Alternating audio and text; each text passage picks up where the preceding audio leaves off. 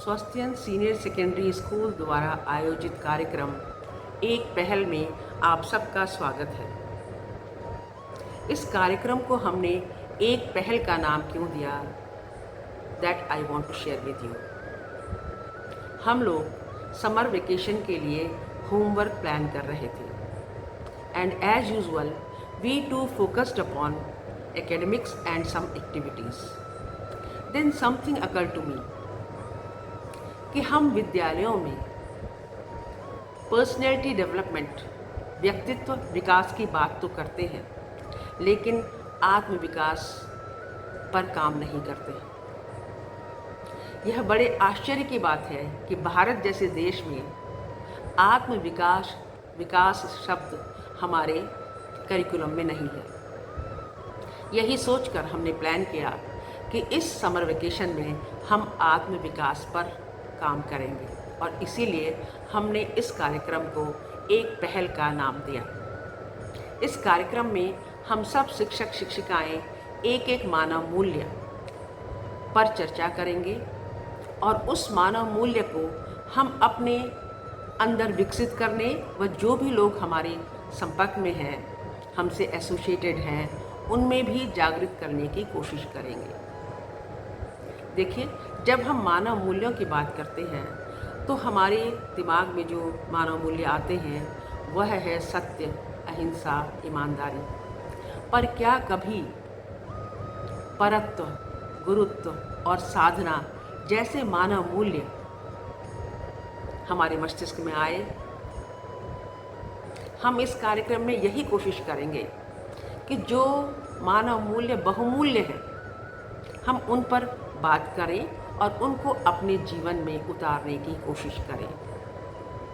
तो इस श्रृंखला में जो सबसे पहला मानव मूल्य हमने लिया है वह है करुणा।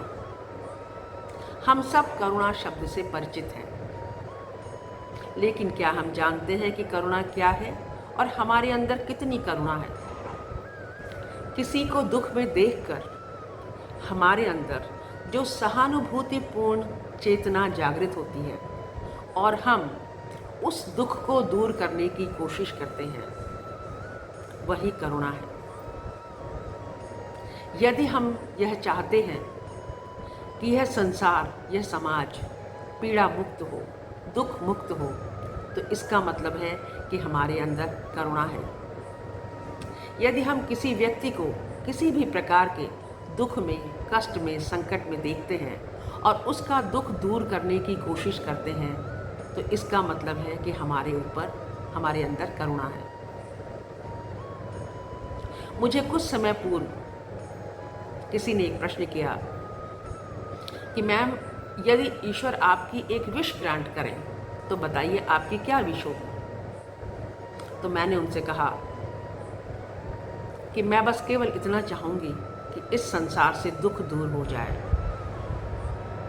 यह विश डिबेटेबल है कि क्या ऐसी विश होनी चाहिए या नहीं होनी चाहिए, लेकिन किसी को दुख में देखकर मुझे कष्ट होता है।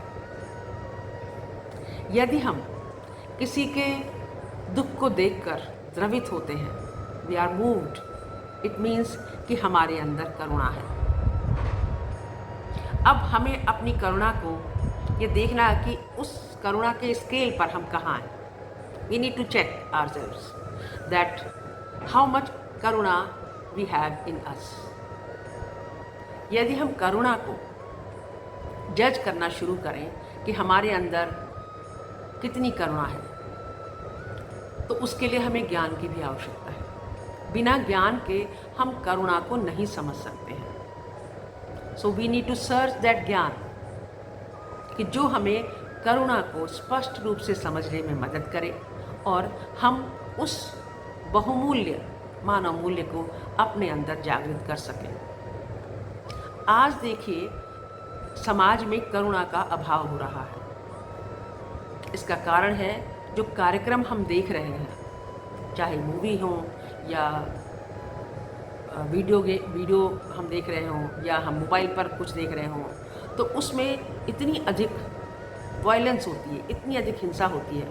और बच्चे जब उसे बचपन से देख रहे हैं तो उनके अंदर करुणा समाप्त होती जा रही है। हम लोगों के अंदर भी करुणा समाप्त होती जा रही है और यही कारण है कि समाज में इतने अपराध बढ़ रहे हैं। हम लोग भाव शून्य हो गए हैं।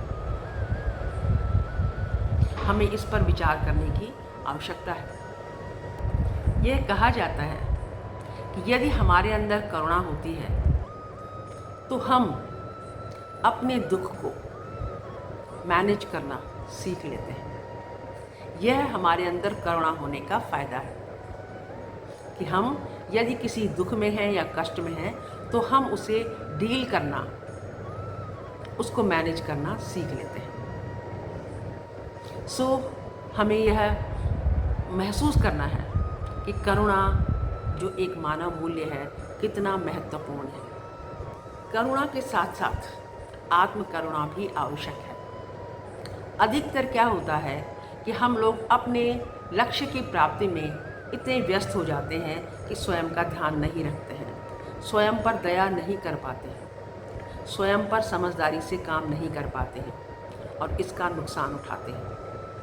अतः करुणा के साथ साथ हमें अपने अंदर आत्म करुणा को भी जागृत करना है ताकि हम करुणा के साथ साथ अपना ध्यान भी रख सकें। तो आइए इस कार्यक्रम एक पहल के माध्यम से हम करुणा को समझें, इस पर जितना अधिक अध्ययन हो सकता है करें और कोशिश करें कि हम इस बहुमूल्य मानव मूल्य को स्वयं में, अपने जो परिचित हैं, अपने शिक्षक शिक्षिकाएं हैं और सबसे महत्वपूर्ण जो हमारे बच्चे हैं उनमें विकसित करने की कोशिश करें। उनके अंदर करुणा जागृत करने की कोशिश करें और अपना आत्म विकास करें। इस पहल के माध्यम से हम समाज को एक आदर्श समाज बनाने में अपनी भूमिका निभाएं। धन्यवाद।